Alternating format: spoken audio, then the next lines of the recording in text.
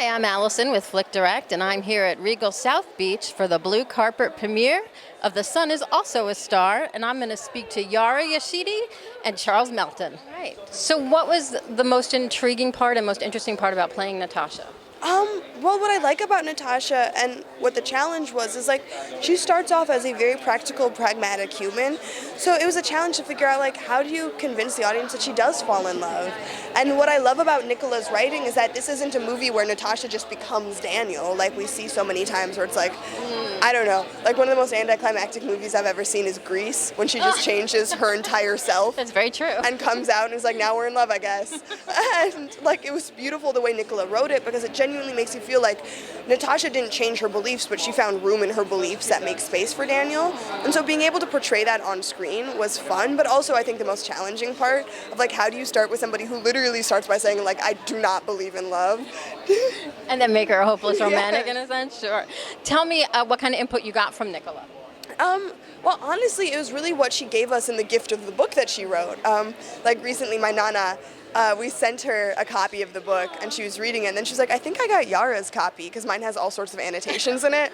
But, you know, I think ultimately the guidance was in the script process, and like figuring out who she envisioned Natasha to be, so using the clues from the book, and then in conversation with her as well. So I know there's a little bit of politics in here because of the deportation story. So how did you face that challenge head on? Right. Well, I think it was really important that we never got rid of the seriousness of what Natasha was going through at any point in this movie. Of like, while you are seeing a love story, we didn't want to feel like, oh, that's just a side thing happening amidst this love story, because we know what it's like when families are affected by deportation. We've seen it not only in the news, but I think just in our own communities personally. It's something that we experience. And so I think what was beautiful was approaching it from the point of view of how do you make this issue as human as possible, and knowing that people hear about it from the political side all the time, so how do you make it from the point of view of like you see Natasha and you understand why this is so important to her and her family. If you could spend one day in your favorite city, where would it be and what would you do? Oh goodness, my favorite city is my home. Like physically, I think it should be its own little township. I would be listening to music. Like I already know it's a good day. Ever since I was little, if Bob Marley's playing when I wake up, I already know it's going to be a fantastic day. So as long as that's happening, as long as my Bubba cooks in the morning and I get to spend time with like my brothers and my mama and my Bubba, like I'm a happy camper. So you're a homebody, family life. I've always been a homebody. But yeah, I think like I've been pretty blessed to genuinely love my family. Like I don't only love them, I also like them. That's a good thing. You know? And so I'd be with them. What's one thing that's going to surprise us about the film? I think it's a quirky setup, you know, like it follows the book in terms of some interesting like kind of tangential moments of explaining culture, explaining scientific theories, and I think it makes it really unique. It's aesthetically not exactly what you may expect of like a young adult romance. Interesting. All right. Well, we'll just have to wait and see. Yeah. But thank you so much. That's a fair assessment, but thank you. You're welcome. Thanks for talking with us. Yeah, no, thank you. Hi, Charles. Hey. Do you believe in love at first sight? I do believe at love at first sight. I really do. It's a hopeful curiosity, but you know, there's a quote that Bruce Lee has where he says he does believe in love at first. He does believe in love at first sight, but he does believe in taking a second look. I like that. That's good. What kind of input did you have from author Nicola Yoon about the character?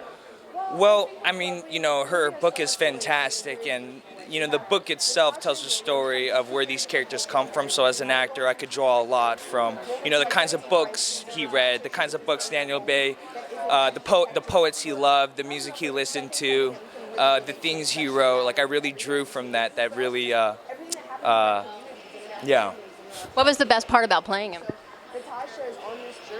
So many things. Like filming in New York City is so beautiful and fantastic, and to really dive into a character that's such a hopeless romantic who doesn't fear having his heart broken or being judged by the way he loves is a liberating thing to be a part of. Yeah, absolutely. Was there any trepidation about taking on a character that is from a best-selling novel? I mean, no. I mean, sorry, it's a little hot. No, I was very excited to represent and be a part of a story that's so timely in today's time, and a story that really installs hope and really focuses around love and humanizes a lot of things that we experience in today's social media and in the media that really bring a sense of just I'm a book person. what's the word I'm looking for? I'm just very excited. Yes, it's there's no trepidation. Yeah, okay. I think that's something we need nowadays because I think that we're kind of moving away from all that hopefulness in life. Yeah, I mean, I think it's easy to get jaded, you know? I mean, you know, when we're little kids, there's this innocence and this feeling of love. Like, you know, when you like somebody, you tell them you like them, right? Like, you're not afraid if they're going to say no, right? And you're not afraid if you're going to get your heart broken. So there's something very aspirational about this love story that I think anybody, no matter what age, can connect to, relate to, and just And it's a moment of relation to people who are love. Oh, well, thanks for talking with us. We're really excited to see it. Thank you so much for your time.